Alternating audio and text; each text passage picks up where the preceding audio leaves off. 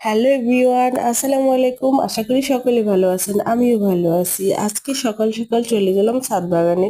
এর মেন কারণ হলো কালকে ডক্টরের কাছ থেকে আসার পথে যে ফুলের ডালটা নিয়ে এসেছিলাম এটা আজকে বিভিন্ন খণ্ডে বিভক্ত করে রোপণ করব। এই আর কি। এই যে এই টবের মধ্যে দুটো ডাল লাগিয়েছি, আর অন্য একটি স্থানে আরেকটা লাগাবো, কারণ এখানে অলরেডি আগে তিনটা জবা গাছ ছিল।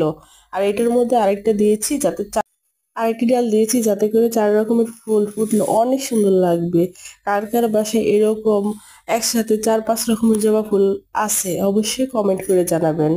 আর এটাকে নির্দিষ্ট স্থানে মানে ছায়াযুক্ত স্থানে রেখে দিচ্ছি যাতে করে রোদ না লাগে, কারণ রোদ লাগলে গাছটা হবে না। যখন গাছটা হয়ে যাবে তখন এটাকে রোদে নিয়ে আসবো, এই আর কি।